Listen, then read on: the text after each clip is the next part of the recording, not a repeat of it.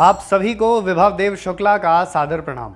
आप देख रहे हैं दुनिया बस, जहां हम आपके लिए लेकर आते हैं अंतर्राष्ट्रीय खबरें। चीन की राजधानी बीजिंग से लगभग 2000 किलोमीटर दूर एक रेगिस्तान है। चीन की सरकार इस क्षेत्र में खुदाई कर रही है। आपको भ्रम हो सकता है कि ये कोई जनहित की परियोजना होगी, लेकिन ऐसा नहीं है।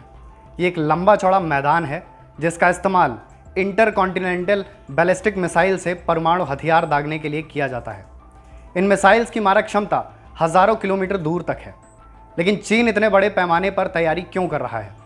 क्या इस तैयारी का भारत पर भी कोई प्रभाव पड़ सकता है? चीन के उत्तर पश्चिमी प्रांत यूमेन के पास एक रेगिस्तान है। चीन ने इसमें 200 से ज़्यादा अंडरग्राउंड ठिकाने बनाए हैं। इन अंडरग्राउंड ठिकानों को साइलो कहा जाता है और पूरे क्षेत्र को साइलो फील्ड। यहाँ से ऐसी मिसाइल्स दागी जा सकती हैं जो 5500 किलोमीटर की दूरी तक तबाही मचा सकती हैं। कॉमर्शियल सैटेलाइट से ली गई तस्वीरों से इस बात का खुलासा हुआ है। मीडिया रिपोर्ट्स के मुताबिक कुछ समय पहले तक ऐसे एक और इलाके का पता चला था।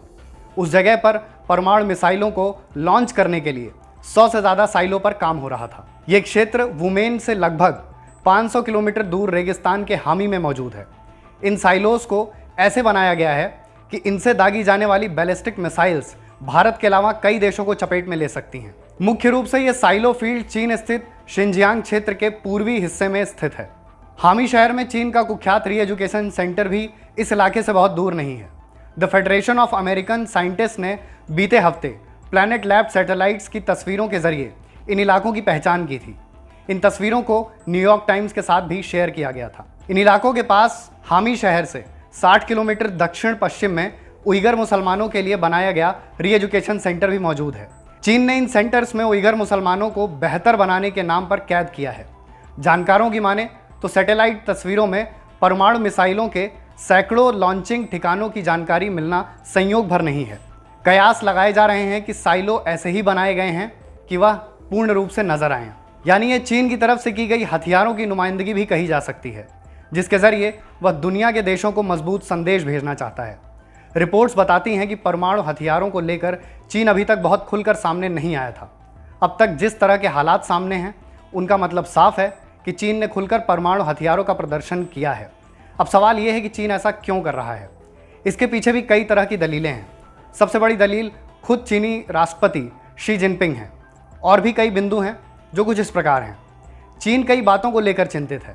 इसमें अमेरिका का मिसाइल डिफेंस सिस्टम, भारत के पास बढ़ते परमाणु हथियार और रूस के नए हाइपरसोनिक ऑटोमेटिक हथियार शामिल हैं। इन तीनों का सामना करने के लिए चीन दूर की मारक क्षमता वाली मिसाइल तैयार कर रहा है।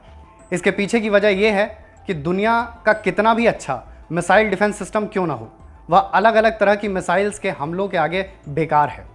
तीसरा पहलू यह है कि सीधे हमले की सूरत में चीन की मिसाइलें तबाह हो सकती हैं, जिसकी वजह से केवल 2 जगहों पर 200 से अधिक साइलो बनाकर चीन दुनिया के देशों को हैरान करना चाहता है। किसी भी बड़े देश से लड़ाई की सूरत में अगर चीन 20 परमाणु मिसाइलों को इन 200 साइलों में घुमाता रहा तो वह देश मिसाइल्स की संख्या का अनुमान नहीं लगा पाएगा। इन सब में सबसे बड़ी बात यह है कि चीन खुद को तकनीक, रक्षा और अर्थव्यवस्था जैसे मामलों में सुपर पावर मानता है। ऐसे में चीन का ये सोचना स्वाभाविक है कि दुनिया में सबसे बड़ा परमाणु संग्रह उसका ही है। विशेषज्ञों का यह भी कहना है कि साइलो बनाने का ये मतलब नहीं है कि उनमें मिसाइल्स ही हों।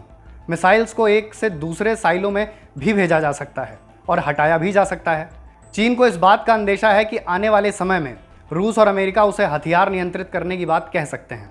16 अक्टूबर 1964 को चीन ने पहला परमाणु परीक्षण किया था। तब से चीन मिनिमम डिटरेंट यानी न्यूनतम बचाव की नीति पर ही चल रहा है।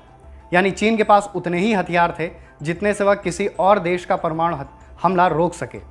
इस नीति के आधार पर चीन ने अब तक 200 से 300 परमाणु हथियार विकसित किए हैं। खैर, ये तो बात आंकड़ों, अनुमानों और तथ्यों की है।